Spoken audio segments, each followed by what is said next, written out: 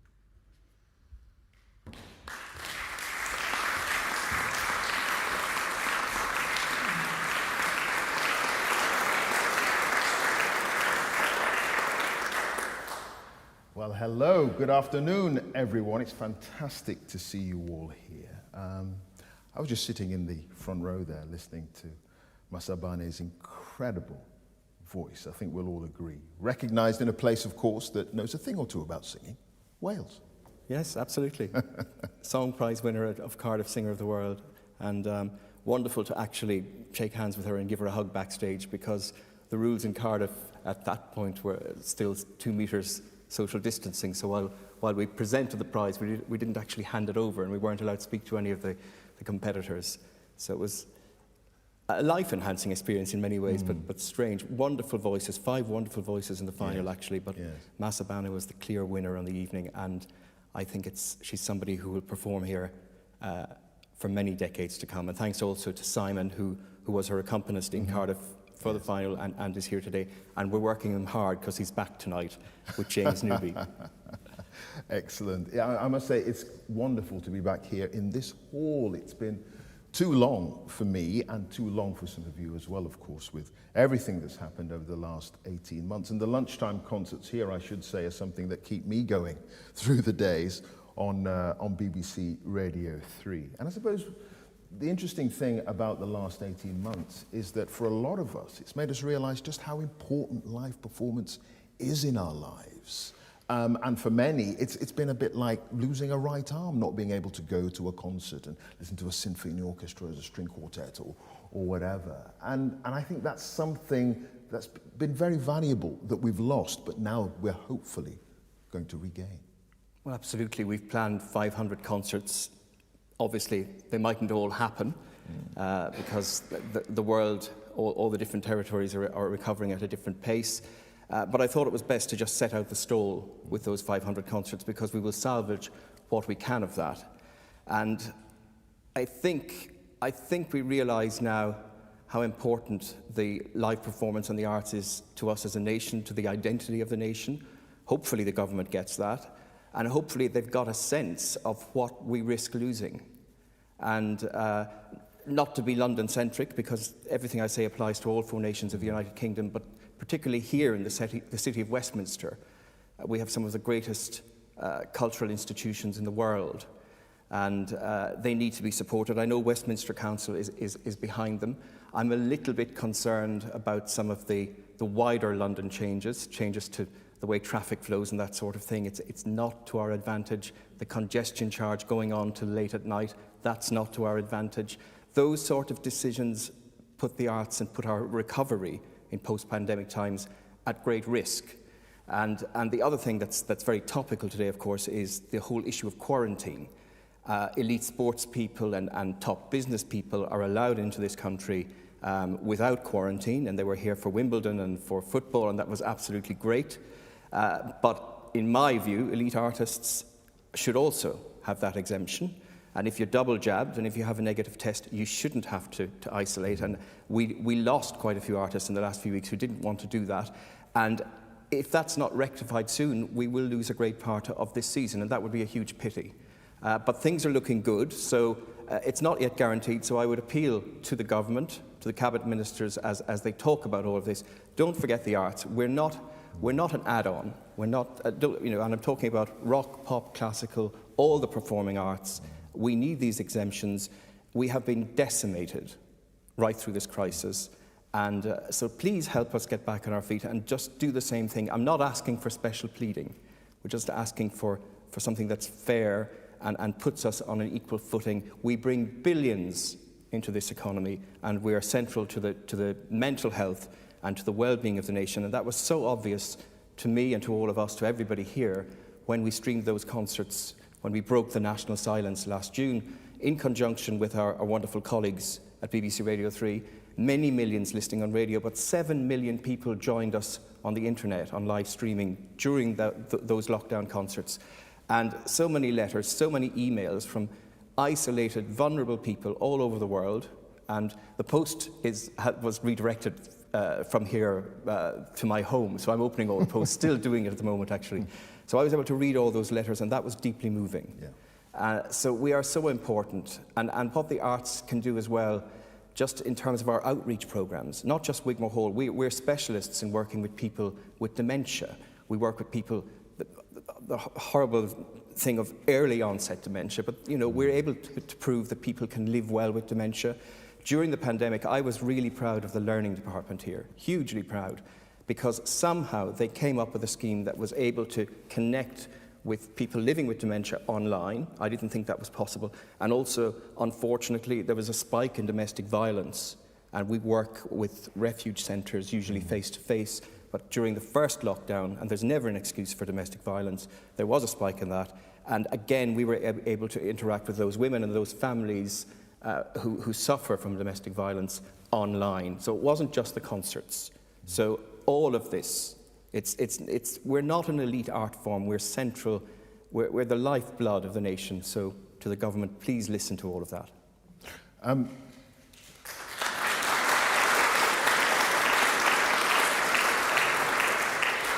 I've got the pleasure of introducing one of the proms a little bit later on this year at the Royal Albert Hall. They're going to have a hard time getting people in. There is a reticence there, it has to be said, coming out for live performances. That tempest, COVID, it's still out there. You've announced 500 concerts. That's ambitious. Are you setting us all up for a fall, potentially? No, because we're saying from the outset it mightn't all happen, and we've at least 60% of the concerts are locally based, and much better to set out something, and even if part of it falls away, we end up with a good season.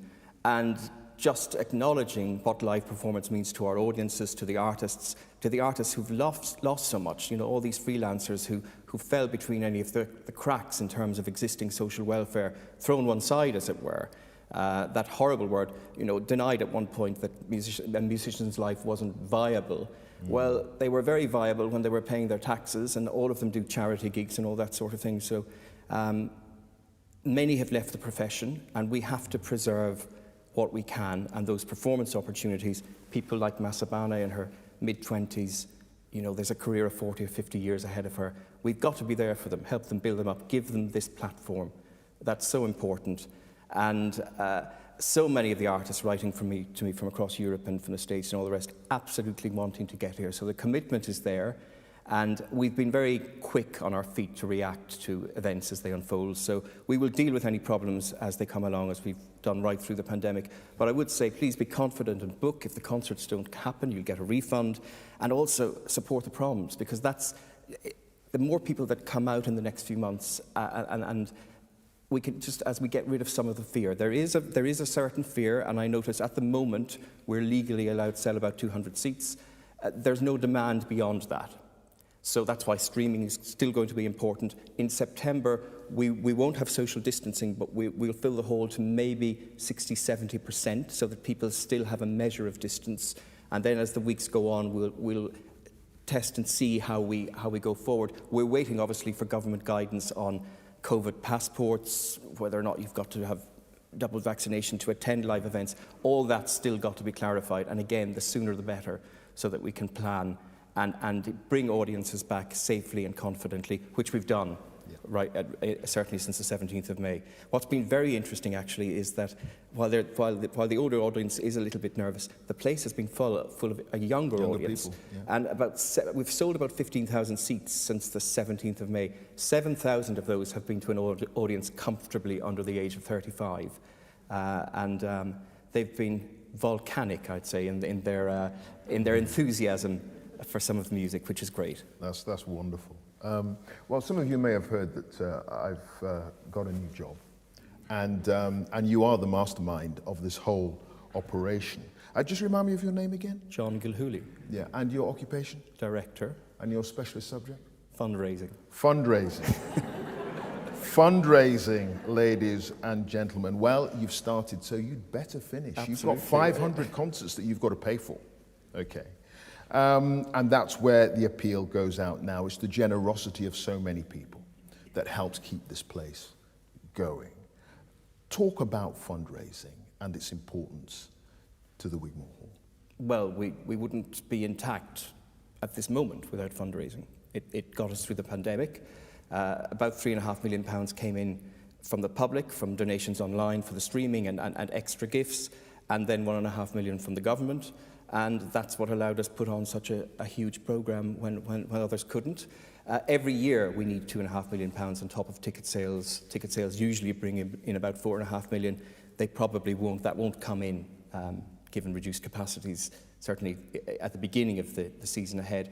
And I think we've shown that when you pledge to us, when you give to us, it goes right back into the music. All the money that we got from the government, all of those donations, those artists were paid their full fees. Hundreds of artists paid their full fees. Many of them told me it was their only income in that 12 months of lockdown. So we want to continue to be able to do that. Obviously, we've got to keep the whole going as well. And we've announced a new ensemble, a new group of donors, the Wigmore Ensemble. And we're asking there for 3-year pledges, because this is probably a 3-year recovery, if we're lucky. And so we need those gifts. And you've all been so generous throughout the pandemic, but where you can give an extra gift when you buy tickets, or where you can upgrade your membership, or just when you give online, And we've been public already in the fact that £1 million came in small donations online, anything from £5 to £25. And people say, well, why didn't you put up a paywall? Well, we got to 7 million people. And one of the reasons we didn't put up a paywall is because beyond that, we had checks coming in for 10, 20, 30, 40, sometimes 100,000 from people we didn't know. So we have reached and embraced a whole new audience and a whole new group of donors out there.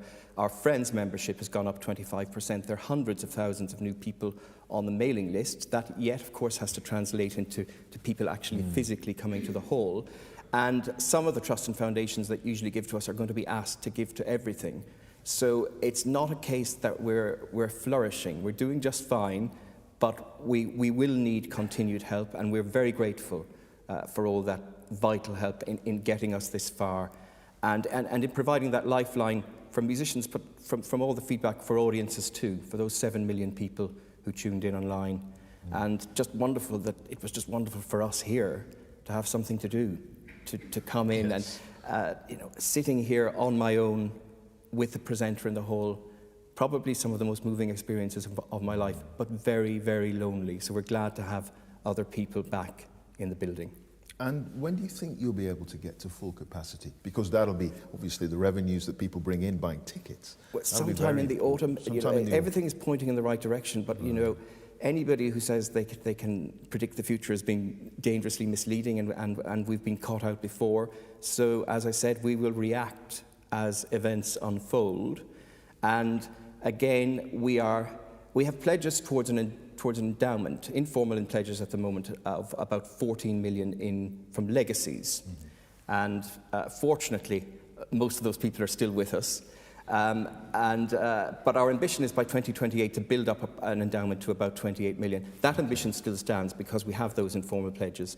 But more than ever, when a crisis like this happens, a world crisis, a pandemic, whatever, or it might be a more local crisis, we need that sort of thing to fall back on. And we've worked very hard to get the hall into a robust situation.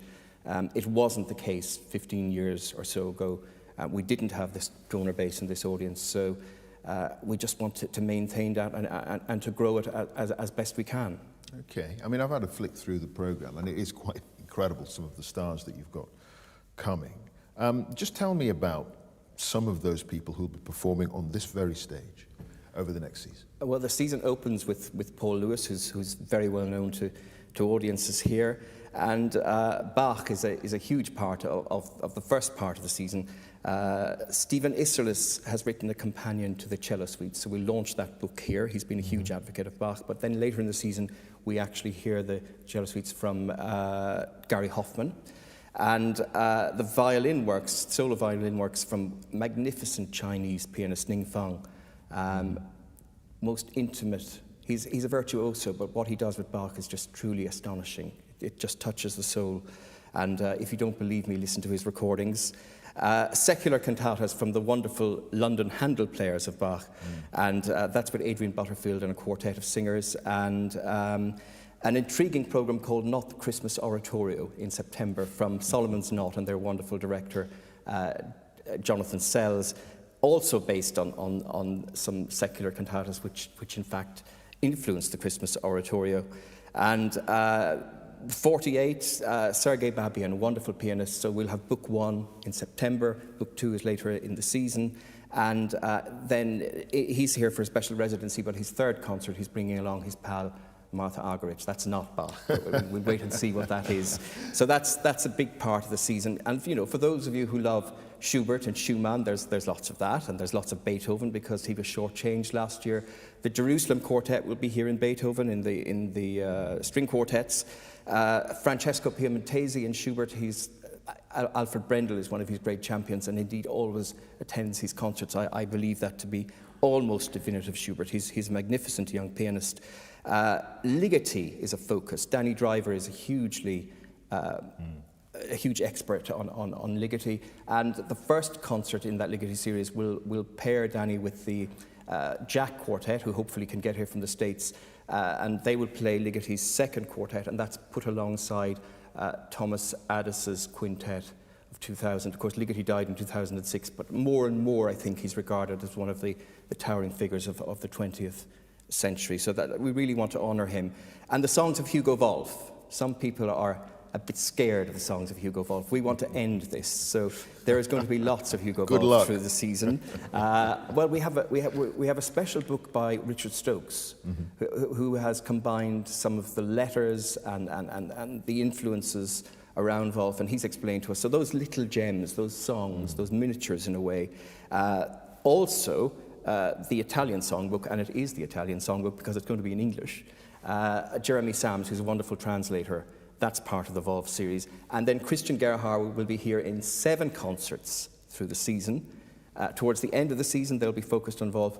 At the beginning of the season, he will appear in a very famous Berlioz song cycle. So when you get the program, look out for that. It's at the end of September. We're doing it twice to make sure as many of you as possible can hear that. But you know, Christian Gerhard is probably the greatest song singer of our time. So to have him here, to have him back 7 times is really important. The saxophonist Jess Gillam is here in residence. We've got 2 female saxophonists. We've also got resident artist Trish Clues. And interesting what women tell me about their experiences in the very male-dominated jazz world. So that's why we made Trish an associate artist, to just give that a little bit of a voice, that it's very important that women feel equal and at home on the jazz stage. And then Christian McBride is here in residence, and he brings amazing jazz musicians like Joshua Redman and the pianist Jason Moran with him. So we'll be full of groove and invention for those evenings. And Mark Padmore will bid farewell to the recital platform for full concerts. He might come back occasionally, he might drop into concerts, but through the season we will honour him, and he will bid farewell in a very good way. Lots of Schubert and Schumann, and his 4 pianists through the season will be Till Fellner, Paul Lewis, and 2 dames, Mitsuko Uchida and Imogen Cooper. So we look forward to saying goodbye, but not quite goodbye to Mark on the recital platform. And you know, it was about 2006 or 7, I think, I asked him to give the Schubert cycles here for the first time. It's the first time he had done them, so we've come full circle on that. Debussy, John F. Bavouze, listen to his recordings, absolutely magnificent. So we will cover all of Debussy's piano works over the next few years, but we'll not full evenings of Debussy always. And the first, we put Debussy alongside Liszt and Wagner, so that's very important. And another big theme is Ravel, and that's Boris Giltberg. And again, putting Ravel in context. So the first concert there, well, what could it be but Ravel and dance and the waltz and all that sort of thing. So that's very important, that we cover all that repertoire. And we're not just seeing, of course, this is the place where you come to hear Haydn and Schubert and Beethoven and Mozart. There will be a Haydn festival with Andras Schiff as the central figure, and a string quartet and piano trios as well. All that will be revealed in due course. That's early next year. Yes, I could go on and on. Yeah, but it's all in the brochure. You could go on and on, but we do not have all day. We do not have all day. But I mean, you know, from Debussy to Ligeti to Bach, I mean, what a range. Absolutely incredible. You mentioned briefly there the artists, the Associate Artist Program. How important is that to the Wigmore Hall now?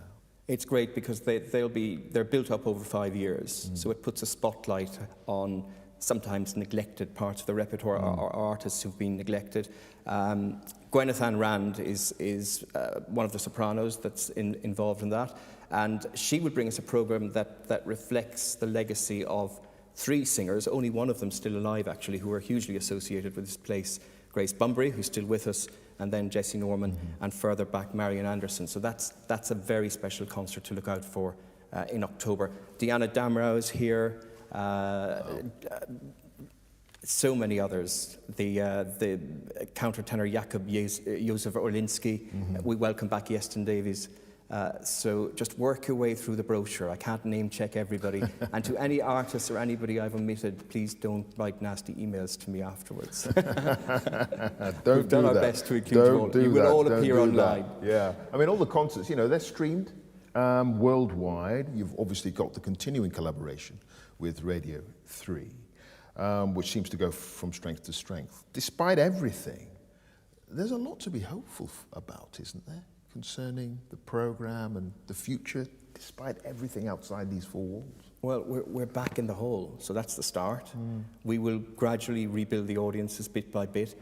You would never know. By November, December, the house might be full again, but we'll be very careful about that.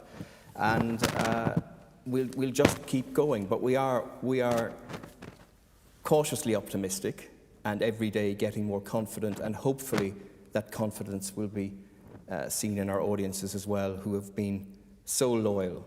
That loyalty is palpable. I can feel it here today, and the new online audience that's coming from them as well. So together we can do this.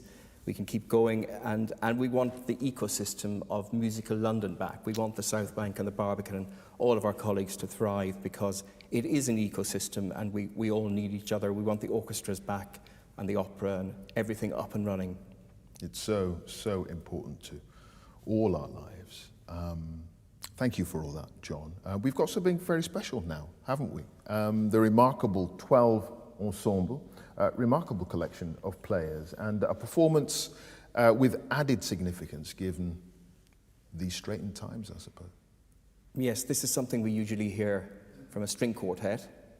It's the third movement of the opus, Beethoven's Opus 132 string quartet, and of course it's the song of thanksgiving of a convalescent soul to the deity, and I think that's where we are. We're getting through this.